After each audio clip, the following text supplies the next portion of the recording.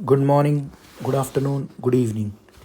जैसे ही हम लोगों ने डिस्कस किया है कि हम लोग इस लेक्चर में एक्सरसाइज 1.1 को डिस्कस करेंगे। ठीक है, एक्सरसाइज 1.1 में मतलब चैप्टर की पहली एक्सरसाइज में जितने भी सारे सम्स है जो कंपोजिट फंक्शन पे बेस्ड है उसे हम लोग आज डिस्कस करेंगे यहाँ पे। ठीक है, सो लेट अस स्टार्ट। देखो, क्वेश्चन हमारा कुछ इस तरह से होता है, differentiate the following with respect to X. ठीक है, ये हमारा पहला क्वेश्चन है। तो सबसे पहली स्टेप हमें करना क्या है, देखो हम लोग 11 स्टैंडर्ड से पढ़ते आ रहे हैं कि y is a function of x, ये हमें लिखना होता है। तो ये जो है ये फंक्शन ऑफ x है, क्योंकि ये सारे टर्म्स x के फॉर्मेट में दिए गए हैं। तो this is a function of x, तो उसे हम लोग लिखेंगे y। तो our first important step here would be this, y is a function of x। ठीक है, उसके बाद हम लोग चले आते हैं दूसरे। यहां पे हम लोग देखते हैं कुछ सिंप्लीफाई हो सकता है क्या। अगर ये कुछ इस तरह से होता दोस्तों, my dear friends, x plus 2 तो हमें a plus B the whole square का फॉर्मूला पता है, a plus B the whole square. ठीक है, तो वो सॉल्व करते हैं हम लोग। लेकिन यहां पे क्या है, ये पूरा इसके अंदर 3 टर्म्स है और ऊपर 5 है ना, तो ऐसा तो कुछ फॉर्मूला हम लोगों ने पढ़ा नहीं है। ठीक है, तो हम लोग यहाँ पे कुछ सिंप्लीफाई नहीं कर पा रहे हैं। देखो, डिफरेंशिएशन में 3 स्टेप्स बहुत इंपॉर्टेंट होते हैं। पहला होता है सिंप्लीफिकेशन, ठीक है, दूसरा होता है डिफरेंशिएशन और तीसरा वापस से होता है सिंप्लीफिकेशन। अगर मैं कुछ सिंप्लीफाई कर पा रहा हूं क्वेश्चन में तो उसे सिंप्लीफाई करना पड़ेगा, नहीं तो डिफरेंशिएट करना पड़ेगा। तो वही किया मैंने यहाँ पे मैं कुछ सिंप्लीफाई नहीं कर पा रहा था ना, इसके अंदर कोई लाइक टर्म्स है ना कुछ नहीं कुछ है, इसीलिए मैंने डायरेक्टली डिफरेंशिएट कर दिया। So I have written differentiate with respect to X on both the sides. Okay, तो D Y by D X और ये बन जाता है D by D X of this whole part. तो हमें यहाँ पे एक चीज नजर आ रही है, ये वाला पार्ट समथिंग है, बराबर है, ये वाला पार्ट क्या है, समथिंग है। तो हमें ये वाला फॉर्मूला दिखाई देगा एक्स रेज टू एन का। यहाँ पे n कौन है, n is 5, n is 5, what is n, n is 5। तो ये n 5 है ना, कंपेयर करने की कोशिश करो और ये x बन जाएगा पूरा पार्ट समथिंग, बराबर है। तो उसका फॉर्मूला कुछ इस तरह से है, x raise to n is nothing but what, n into X raise to n minus 1।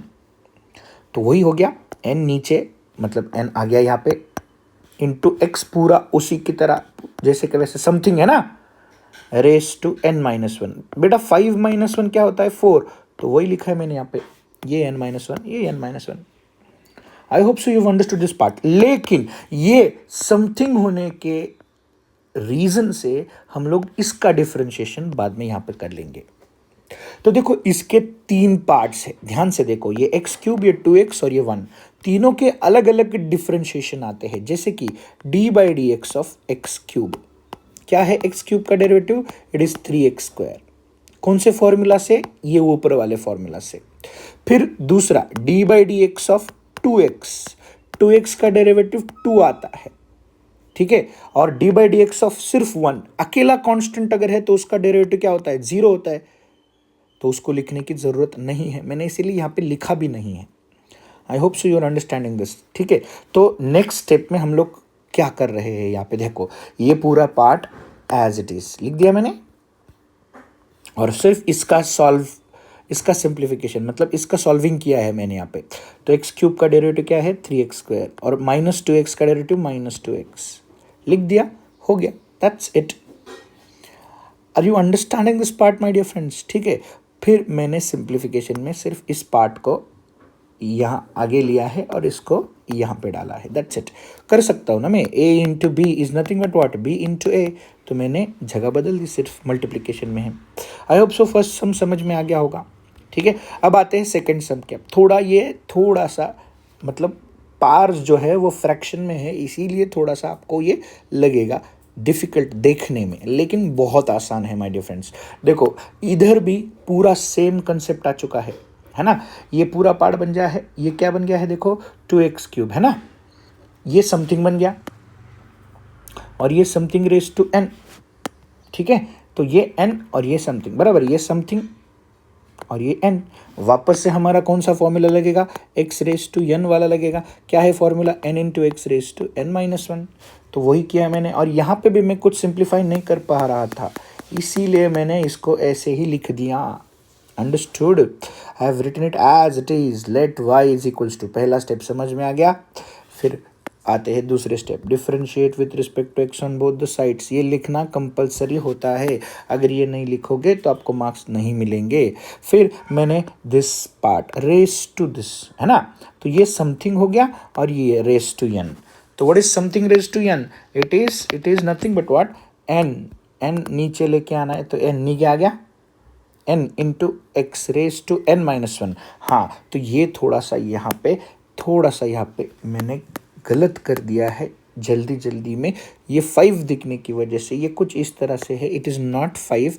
देखो ये 5/2 है, तो ये यहाँ पे होना चाहिए क्या, यहाँ पे क्या होना चाहिए बेटा, यहाँ पे होना चाहिए, मैं इरेजर से इसे रब करने की कोशिश करता हूँ, ठीक है, यहाँ पे होना चाहिए, take out this blue pen, ठीक है, ये होना चाहिए 5/2 माइनस 1। तो कितना होता है 5/2 माइनस 1? 5/2 minus 1 is 3/2। तो यहाँ पे आना चाहिए मेरा 3/2, हर जगह पे, everywhere this should be what, 3/2। तो मैं इसे 3/2 लिखने की कोशिश करता हूँ, ठीक है। सो this is nothing but what, 3/2 दोनों तरफ आ गया। Okay, that's it. Is it clear? ठीक है, इतना समझ में आ गया हो तो फिर मैं आगे बढ़ जाता हूँ, ठीक है। अब ये पूरा पार्ट वैसे का वैसे ही हो गया, ठीक है। अब आते हैं हम लोग किस पार्ट के ऊपर, देखो इस पार्ट के ऊपर, ये वाला डिफरेंशिएशन। इसमें हम लोगों को 3 अलग अलग पार्ट्स दिखाई दे रहे, तो तीनों का अलग अलग डेरिवेटिव करना है। कैसे करना है, देखो ध्यान से देखो, ये 2 कांस्टेंट है, तो इसको मैंने यहाँ पे रख दिया।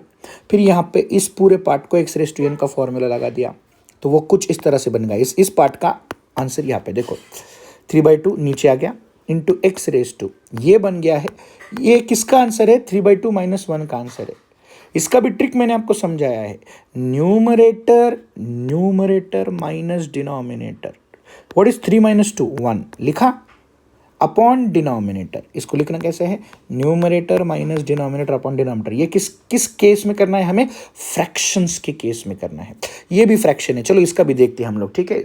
इसका भी let us see this also. Okay, 3 constant है, लेकिन वो अकेला नहीं है, उसके साथ कौन जुड़ा हुआ है, फंक्शन जुड़ा हुआ है, इसीलिए इसका डेरिवेटिव 0 नहीं बन जाता है। इसको कांस्टेंट मान के बाहर रख देंगे according to the rule of differentiation, ठीक है। तो ये बाहर आ गया। अब किसका डिफरेंशिएशन निकालेंगे, इसका। सो 4/3 जो है वो पार है, तो नीचे आ गया n, है ना, n into X raise to n minus 1।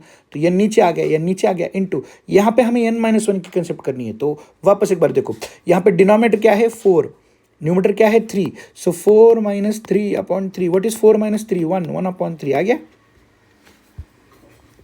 I hope so this is clear to you. और बाकी तो इसके बाद मैंने सिंप्लीफिकेशन किया है, इसे ध्यान से देखने की कोशिश करो, बहुत सिंपल है। ये 2 यहाँ पे कैंसिल आउट हो जाता है, ये 3 यहाँ पे कैंसिल आउट हो जाता है। क्यों, इसके पीछे का रीजन, यहाँ पे बीच में मल्टीप्लीकेशन है, यहाँ पे भी बीच में मल्टीप्लीकेशन है।